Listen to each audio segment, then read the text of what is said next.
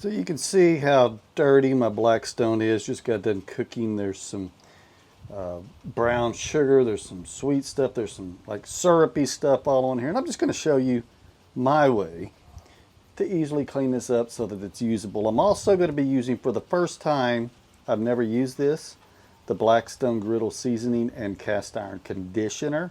So I'm going to be cleaning it and putting a layer of this on for a seasoning when we're done, and let's just see how this all looks. I also got this cool little thing right here, which is a scouring pad that they came out with, and you can actually get refills and put on here. Of course, you can get the pad and just use some tongs or whatever and rub on there, but I'm a sucker for Blackstone products and bought it. So first, all we're going to do is, you can see it ain't doing much.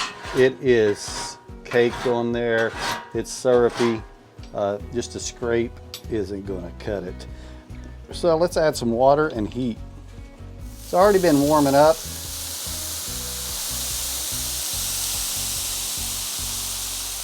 I'm adding a little more than usual because this is kind of a bit of a sticky mess. And then I'm just going to let that cook for a little bit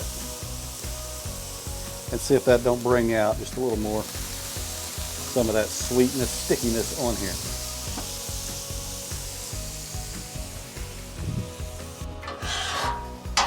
And now we're starting to see it break apart just a little bit. I don't want to put too much force and actually remove the seasoning, but you can see it is definitely starting to move up, getting a little bit better. Yeah, it was definitely one heck of a cook. Most of these cooks aren't this bad and don't require quite the cleanup this one has been.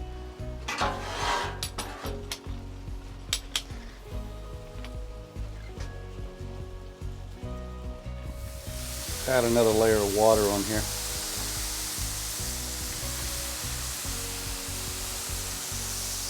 I've also just got my little standalone tool, which I actually got too hot one day, but we're going to go ahead and scrape some more of this. Yeah, it's starting to come off pretty good there. And once I kind of get it started, I'm going to go ahead and go on the edges.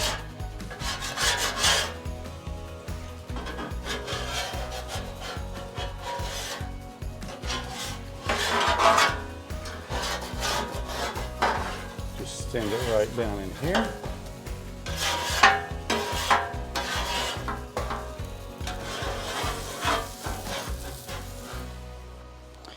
And now we're going to use this scouring pad to try to really get this cleaner. One more time, because this is a sticky mess, add a little more water. We're just going to take our scouring pad and see how this does.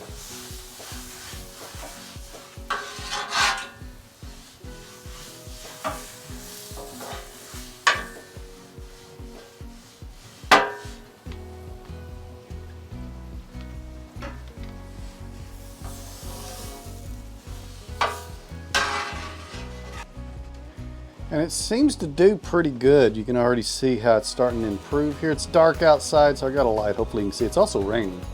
But right here is the refill pack, and there's some areas you can't get to. So I'm just going to take one of these, just Blackstone scouring pads here. I'm just going to put it on here so I can kind of get to the edges a little.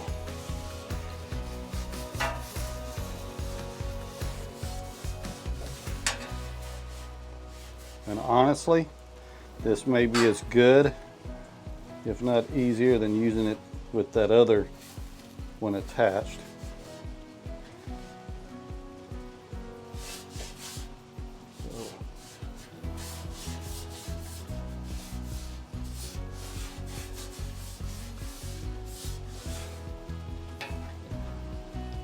And I think we're getting pretty close now. Normally, like I said, I wouldn't put quite this much on, but trying to clean it up from that sticky mess I made.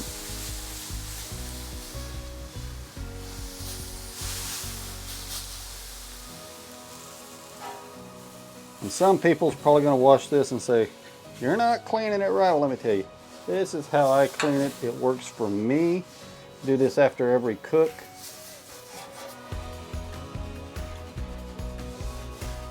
And the scouring pad isn't hard enough to remove the seasoning, but it's good enough to kind of get all that stuff off, so we get right back to the base of our Blackstone. And you can see now it does need a little TLC as far as seasoning goes. But now, with the scouring pad and all that, we're going to go ahead and add some of this conditioner that I showed you. Now for this, I actually have a microfiber cloth that don't produce any lint. It is colored, it's just stained. I've used it and put it in the washing machine many times. I got like I don't know if I got a 100 pack or 50 pack, so I've got a bunch of them.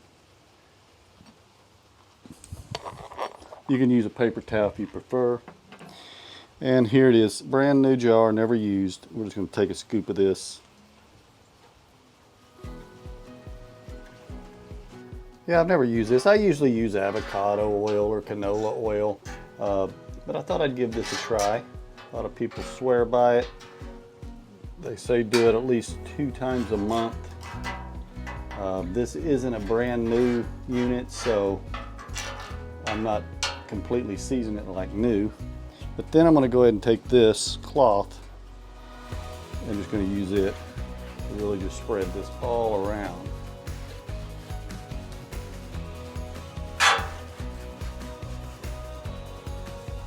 And I see some spots maybe I should have scraped a little better, but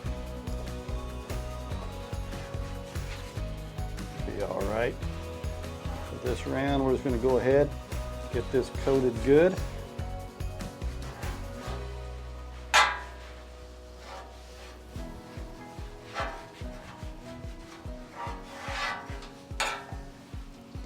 Another thing I like to do is be sure I get this on the outer part. I want the whole thing in the outer parts of the edges.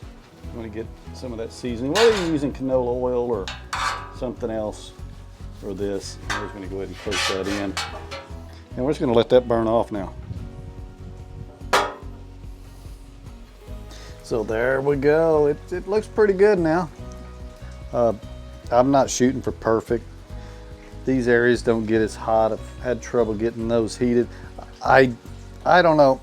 I might strip this next year and try just that seasoning we used from Blackstone from the get-go. I don't know, but let me know what you think.